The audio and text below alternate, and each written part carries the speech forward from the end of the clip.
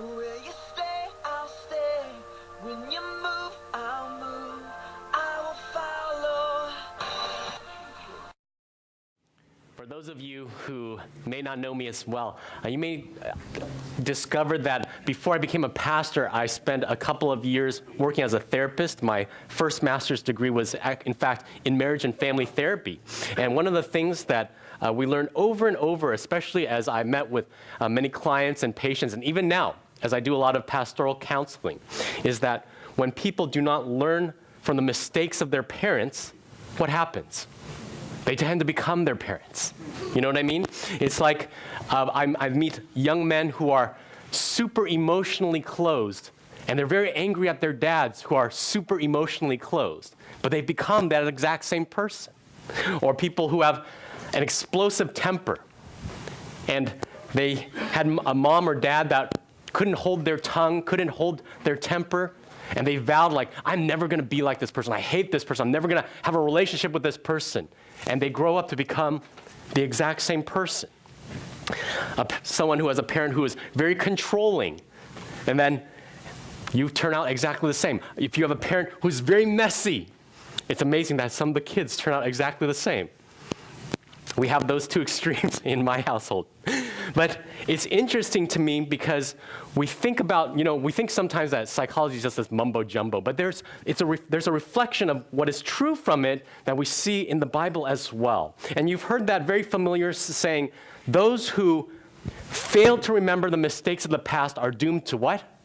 Repeat it. And for God's people, oftentimes those who've been set free, who've been once set free, have a tendency to forget over time and to crawl back into the prisons that God released them from. And so as we think about these kind of ideas and concepts, that means that as we start this new season, as we start rolling into the new year, we need to intentionally reflect on our past so that we can continue living in the freedom that God has given us and learn to likewise pass that on to generations that come after us.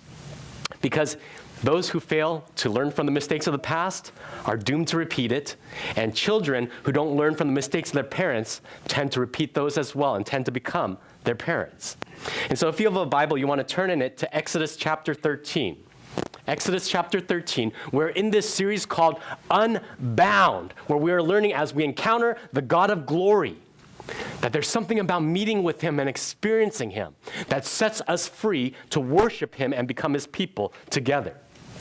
And we're at a point in the story where God has delivered his people from slavery through these great judgments against the people of Egypt, culminating in the Passover, perhaps the greatest and most fearsome judgment, plague, and miracle in the Old Testament.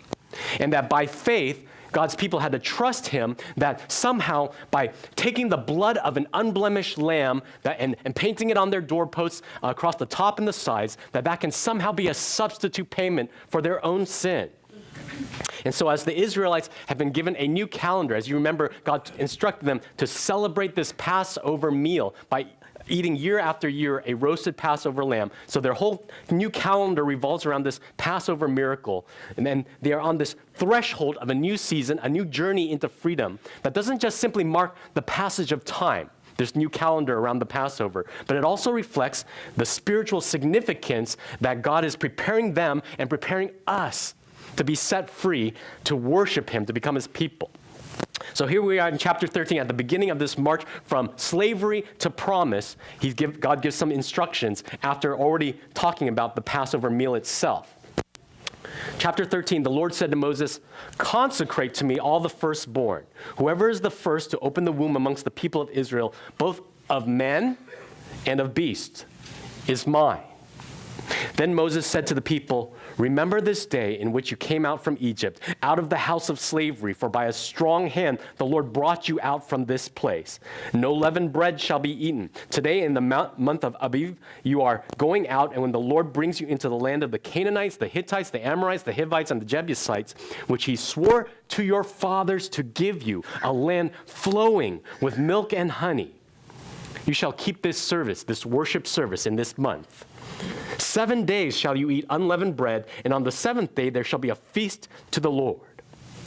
Unleavened bread shall be eaten for 7 days. No leavened bread shall be seen with you, and no leaven shall be seen with you in all your territory. You shall tell your son on that day, it is because of what the Lord did for me when I came out of Egypt. And it shall be to you as a sign on your hand and as a memorial between your eyes, that the law of the Lord may be in your mouth. For with a strong hand the Lord has brought you out of Egypt. You shall therefore keep this statute at its appointed time from year to year. Let's stop right there. So God gives his people some instructions through his servant Moses. He starts off telling them to consecrate. You remember we talked about this idea of what does consecrate mean? It means to make something holy, to set it apart for God, to God. And so that's all that means. Consecrate, make holy, set apart for God all your firstborn males of your kids and of your livestock. They all belong to me, the firstborn. Now, the question we have to ask, of course, is first of all, why these firstborn sons? Or why, whether it's animals or people? Well, in human terms, you have to remember in this ancient Near East culture that the eldest son had special responsibilities, special privileges, and special leadership of the family, including the right of inheritance. And you remember back in Exodus chapter 4, for those of you who've been with us for a while, in verses 22 and 23, that God says that Israel, the nation of Israel, they are my firstborn son. So it's kind of this whole dealing with your firstborn son is a symbol to remind you about being that God's people are his firstborn son. And so what's happening here is it's not favoritism, that the firstborn son gets the best treatment, or they're holy and they're set apart, they're consecrated to God. They're not better. But here's the point. The whole family belongs to God. And the firstborn eldest son represents the family, all of his brothers and sisters. And so if you give the firstborn son to God, in essence, you're saying that I'm giving everything, this whole family, to God. I think about like when I was a kid. Some of you know I come from a blended family, so I have 2 stepbrothers, 1 biological brother, and I used to be the eldest son. But once we had kind of these 2 families come together, I have an older stepbrother now, so he's the eldest. And so it's funny because, you know, the 4 boys, if you get 4 boys who are teenagers all together, it just takes about maybe 30 minutes before we end up getting in trouble over something. Something breaks, something gets lost, somebody did something, right? And so when my brothers and I got into trouble, who's the first person questioned? Who represents the rest of us? It's always the older stepbrother. It was a really good deal for me. I used to be the one that got into trouble to go talk to Rob about this, my older brother, Robert.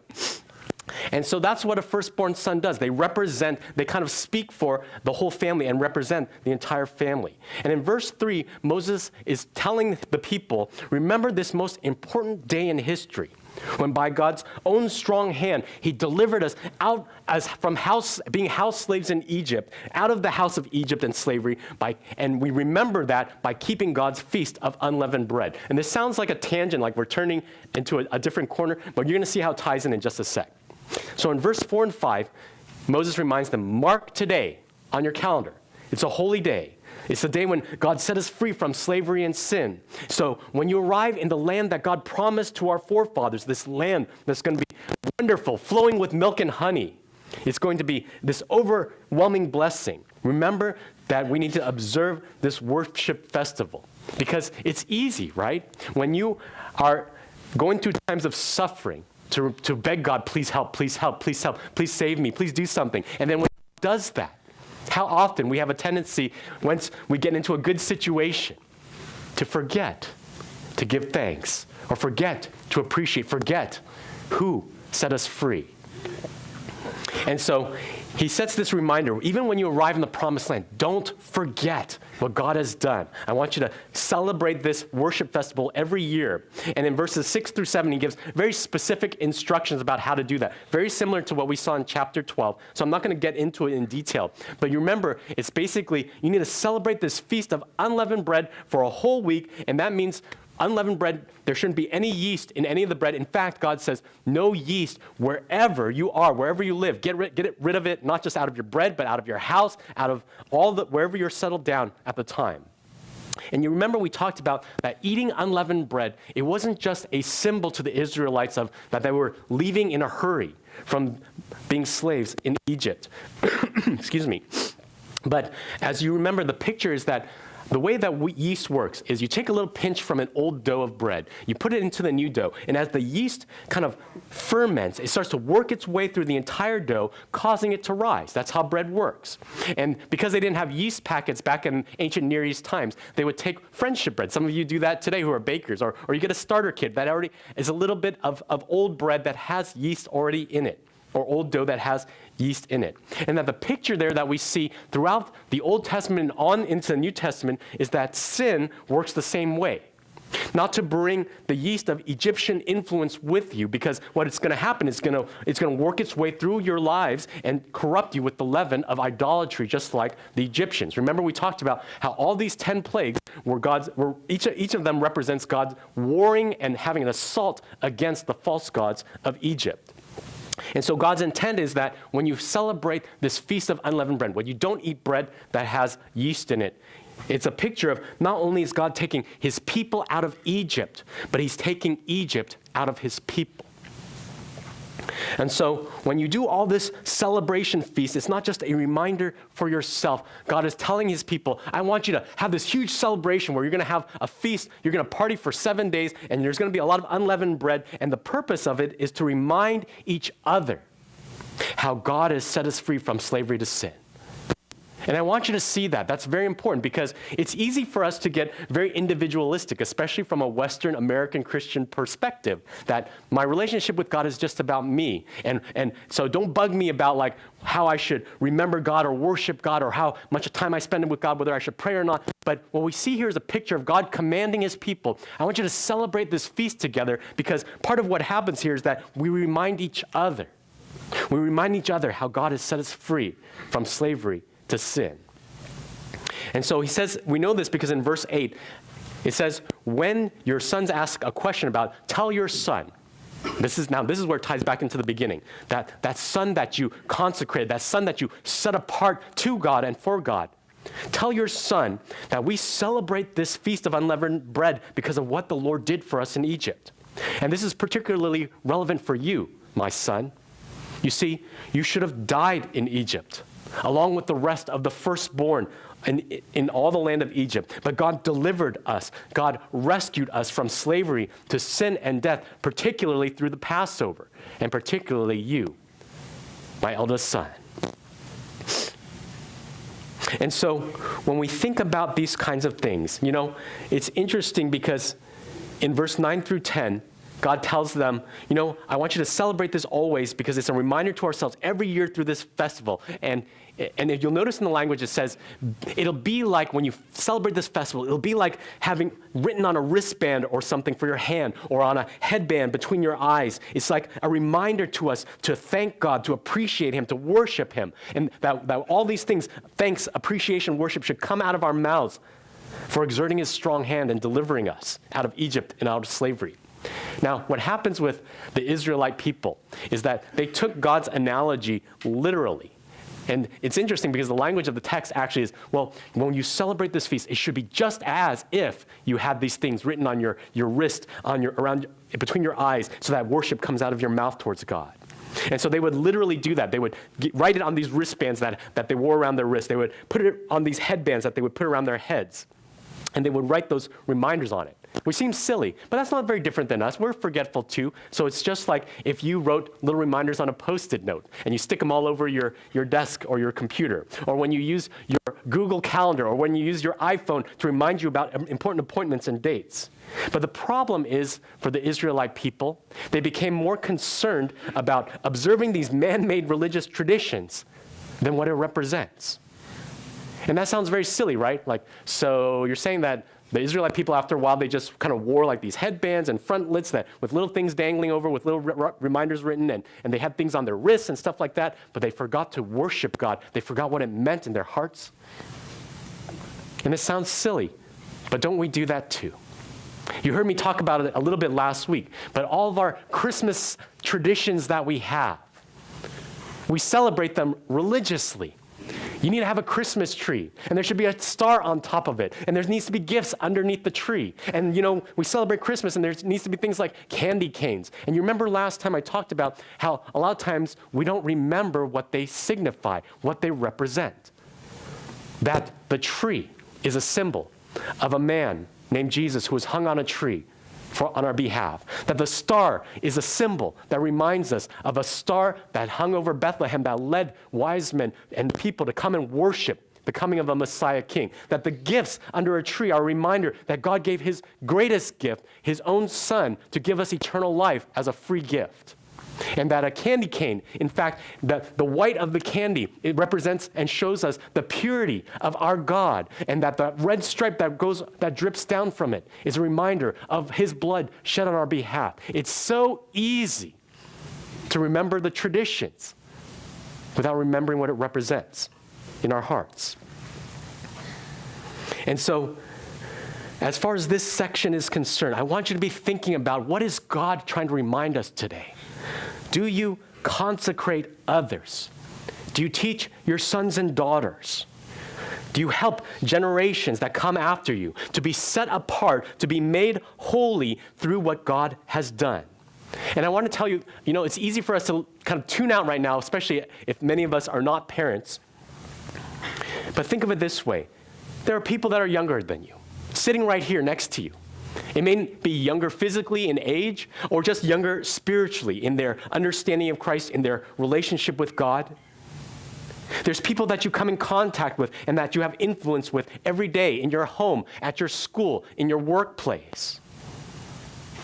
Do you help them to know what it means to be set apart for God? Do you show them? And I want you to note this in this passage. The focus isn't just on what you say to your sons and daughters, right? It only takes one verse. Verse 8, tell your son this. But actually, the focus isn't simply on just what you say, but how you live it out through the practice of this feast of remembrance, through the testimony of your life, through the testimony of your praise that should be coming out of your mouth. And so you want to ask yourself, am I simply saying certain words, or am I living it out as an example for people around me? How do I need to live out this Feast of Unleavened Bread? We obviously do not keep it the same way. And you remember I talked about it during Christmas, that we don't celebrate it the same way anymore because we're in a new relationship with God. But there's something important that we can see from that. That we live in such a way that shows how God has set you and me apart, set us free from slavery to sin and to death. You see, I always ask myself this question: have I gotten rid of that yeast of idolatry and sin in my life? Because the reality is, you know what? We take this kind of list. We form a list when we think about coming before God, and there's a list of all these sins that maybe are in our lives, and we like to check off the boxes that, well, here's these sins. I'm willing to get rid of maybe 9 out of 10 of the sins on my list. So I've done pretty well, but you know what? I just want to keep a pinch of this yeast. Just a pinch of materialism and greed. Just a pinch of my selfishness and lust. Just a pinch of my anger or my pride. So I check all the boxes that I don't mind God removing, but I like to keep a few of these for myself. And we don't realize that what it does is when we keep that little pinch of yeast, that it has a tendency to work its way through the entire dough of our lives and corrupting and influencing the whole thing. Do you get rid of that yeast of idolatry and sin? And like the Israelites, do we understand that it's not just about ourselves, but we celebrate how God has set us free from slavery to sin as part of a community. And so we want to ask ourselves, do we have people in our lives that remind each other how God has set us free? Do we have friends or a small group that remind us on a regular basis that we live life unleavened by sin and idolatry? Or are you like me, sometimes have a tendency to go it alone? Not get plugged in with friends at church who can spiritually encourage you or whom you can encourage. You see, a lot of times we think about it in terms of, well, I don't want to deal with people, and people get on my nerves, there's a lot of trouble, there's a lot of work. And we forget that when you're part of a community and you fail to participate in it, that you are robbing other people of the blessing that God wants to give them through you as well.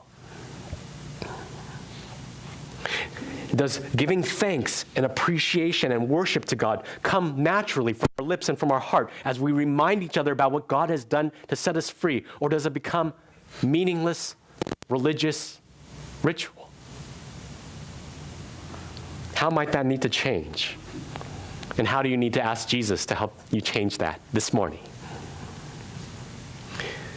So here we are, and God has given the Israelites various instructions. He gave them this Passover lamb meal, as well as this week-long feast of unleavened bread. And then he gives one last piece of further instruction that I want to look at this morning. Let's pick up where we left off in verse 11. When the Lord brings you into the land of the Canaanites, as he swore to you and your fathers, and shall give it to you, you shall set apart to the Lord all that first opens the womb, all the firstborn of your animals that are males shall be the Lord's. That should sound familiar to you. Every firstborn of a donkey you shall redeem with a lamb, or if you will not redeem it, you shall break its neck. Every firstborn of man among your sons you shall redeem. And when in time to come, your son asks you, what does this mean? You shall say to him, by a strong hand, the Lord brought us out of Egypt from the house of slavery. For when Pharaoh stubbornly refused to let us go, the Lord killed all the firstborn in the land of Egypt, both the firstborn of men and the firstborn of animals. Therefore, I sacrifice to the Lord all the males that first open the womb, but all the firstborn of my sons I redeem. It shall be as a mark on your hand or frontlets between your eyes, for by a strong hand the Lord brought us out of Egypt. So here we go. What in the world is happening here? In verse 11 and 12, just like it reminds us in verse 5, when, not if, the Lord brings us to this land promised to your forefathers, set apart to you, to God, and for God, all the firstborn male livestock. Okay, so now he's talking about strictly the livestock. They belong to God, and that should sound very familiar, just like verse 5. And when he says that they're set apart for God, what he really means is it's kind of a euphemism for saying that these firstborn animals are going to be sacrificed as a burnt offering to God. Not because God is hungry for prime rib. My wife cooked this wonderful Christmas prime rib for our family this past Christmas night. But that is not what God's problem is. It's not like, you know what, I want you to sacrifice all the firstborn animals of your livestock so I can take food out of the mouths of your children because I'm so hungry. But what's happening here is it's a reminder to his that just as the firstborn son represents the whole family, that the whole family belongs to God, the firstborn of your livestock also represents that all the animals that we have, it all belongs to God. And so those firstborn animals are set apart as first fruits to God because they're already his anyways. It's just a reminder to us that everything is his. But what's weird about this passage, there's this weird exception, right? That happens in verse 13. Beginning of verse 13, he says, every firstborn donkey, don't sacrifice that as an offering. Instead, you need to redeem it by sacrificing another unblemished lamb, or else you need to break its neck. That's weird. Why? You see, if you read through the Old Testament, you're going to see later on as God reveals more of his law to his people, that God kind of identified that they're like clean animals and unclean animals. And they're kind of a visible reminder to the people about sinfulness, unclean, and holiness, clean animals. And so the rest of the livestock, like the cattle, the sheep, and the goats, Numbers chapter 18, verse 17 teaches us, God will say later, that these animals you set apart as holy. They're set apart for God. So you sacrifice them to God, and you use them for holy things. But all these animals are set apart as holy. And they're considered clean. So the Israelites, they're allowed to eat like cattle, sheep, and goats, and they're allowed to give them to God as a sacrifice, as an offering and worship to God, because they're holy and they're clean. But donkeys are ceremonially unclean. You see, they're not to be eaten. In fact, the Israelites would only use them as pack animals. And so they're unacceptable for holy sacrifice. So when the firstborn of a donkey comes along, what you're supposed to do with it is to break its neck. Now, that sounds really harsh. Why would you do that? Because it's a symbol of the reality that if you are unclean, if you are unholy, the natural consequence is that you must die. You must pay the price with your own life when you stand before a completely holy and clean God. And so for the people, when they're enslaved, one of the things that God teaches them, when you're enslaved to, maybe whether physically to people or you're enslaved to sin, you're a slave, so you can't afford to pay the price for your freedom. That's why you're a slave. But you can be redeemed by another. You can have someone set you free from captivity and death by someone else paying the ransom price. That's what the word redeem means. And so the key here is in the second half of verse 13, he says that not only are you going to do this with donkeys, but every firstborn human Israelite male son also must be redeemed in the same way as a donkey. Why? Verse 14, when your son asks, Dad, have you lost your marbles? What in the sandhill are you doing with this whole donkey thing? Your response is to be, it's by God's own strong hand that he delivered us out of the house of slavery in Egypt, but not because we deserved it. Because in verse 15, he continues, just as Pharaoh refused to quit enslaving and slaughtering God's firstborn children. We talked about that represents Israel in chapter 4.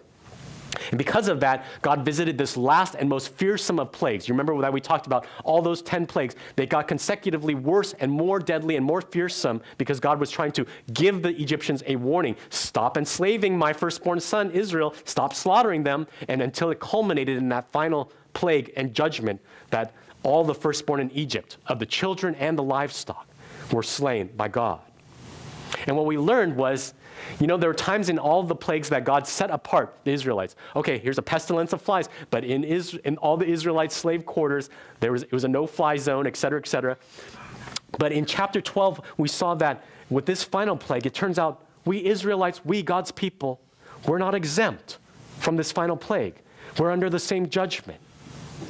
But we could be redeemed if an unblemished, holy, set-apart lamb was sacrificed as a substitute payment. And when they painted the blood on the tops of the doors and the sides of the doors. And the whole point of this section of the passage is a reminder that to each other, remind each other how God has paid the ransom price of death on our behalf.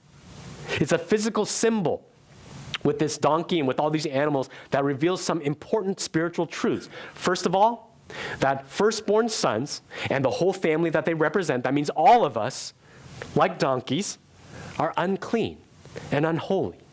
We deserve the death penalty.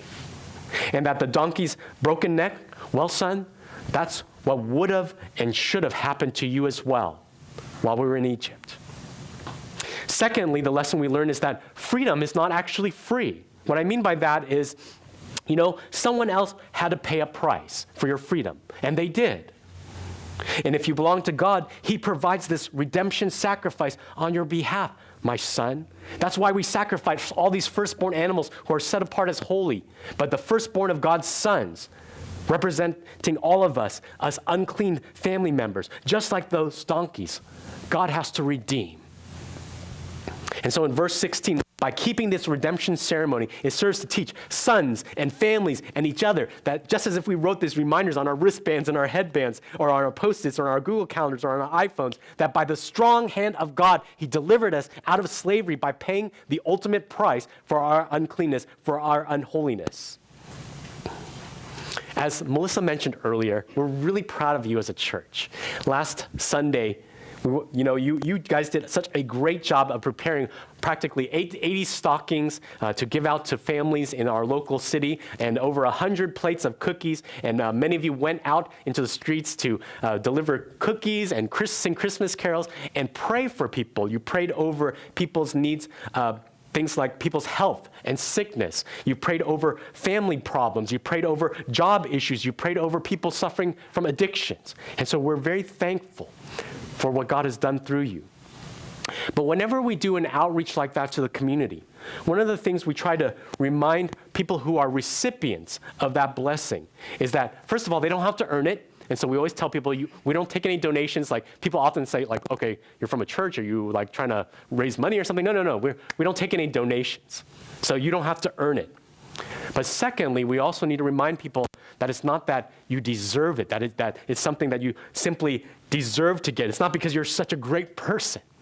You see, there are others who paid the price with their time, with their effort, with their resources. Why? Why do I ask people to do that when we talk to recipients of God's blessing? It's not because our church needs credit, but we want people to know that it's not just a gift that fell out of the sky. We want to help people see that when they receive a gift, to see it as costly. It cost someone something. It came at a price from someone. That it's a valuable gift, not just, something that you take and toss in the trash. People invested their time, their energy, and their resources into it. And so likewise, why we celebrate God's redemption through Jesus, like the Israelites, we need to remember and remind each other that Jesus, the firstborn over all of creation, Colossians 1:15 tells us, the firstborn from the dead, that means he rose from the dead first, ahead of us. Revelation 1:5 tells us that this Jesus, who is the ultimate firstborn, was a sacrifice that God provided to redeem us. And that this freedom, this gift that we receive, it was free, but it was not cheap. It was costly. It cost God everything. This redemption gift. And 1 Corinthians 6:20 and 1 Corinthians 7:23, God reminds us that we too, just like the donkeys, just like the Israelites in this festival or in this ritual, that we too were bought with a price. It was a costly sacrifice of shed blood of the ultimate perfect Passover lamb provided by God, his own firstborn son, Jesus. And so I want you to think about, how do you remind each other? How do you remind each other? How do you remind me? How do you remind the person sitting next to you that we were unclean, that we were unholy before God, but that we were redeemed, that God, a holy God, paid a costly price to provide a sacrifice of an unblemished lamb, his own son. Let's wrap up with this thought. God is giving the Israelites all these ceremonies and festivals, and it could just seem like tedious religious stuff. But like I talked about last Sunday, God is always telling us to remember what he has done.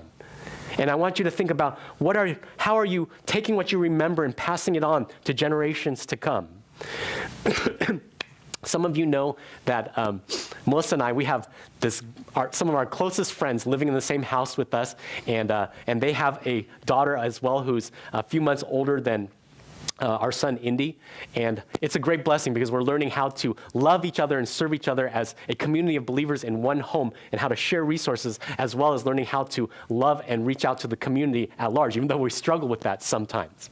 But one of the things that I've been learning is how easy it is to pass on the wrong thing to generations to come.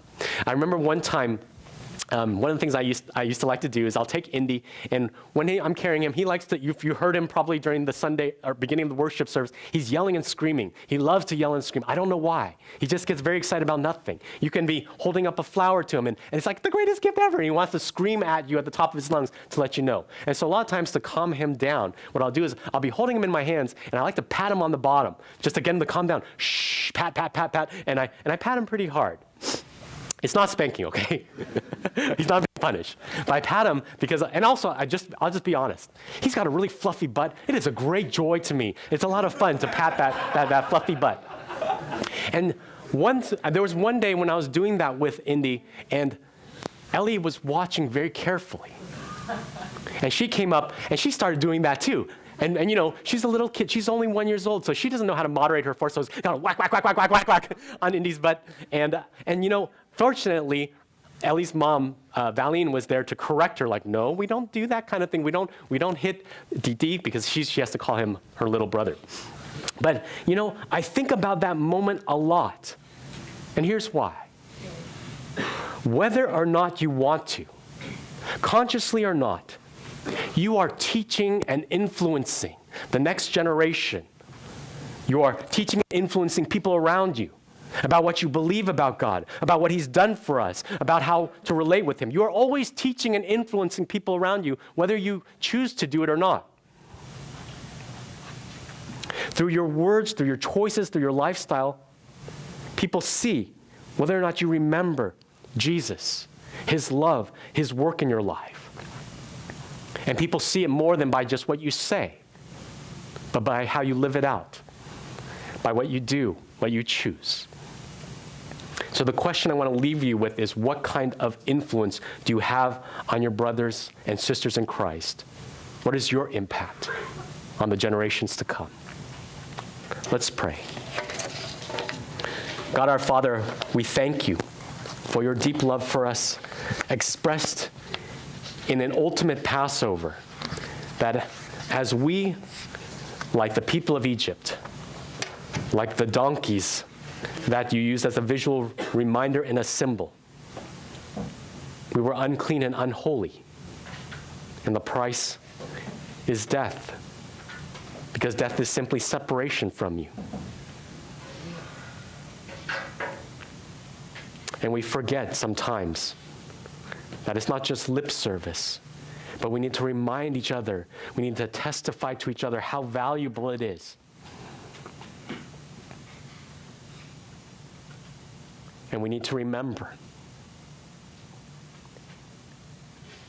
to pass that truth and that life on to generations to come. And so we ask, first of all, for your forgiveness, for all the ways that we forget or all the ways that we teach the wrong thing, whether through our words or through our lifestyle. And we ask that you would give us courage and strength to testify to your glory, your Passover, you passing over us when we deserve judgment. We thank you for your mercy.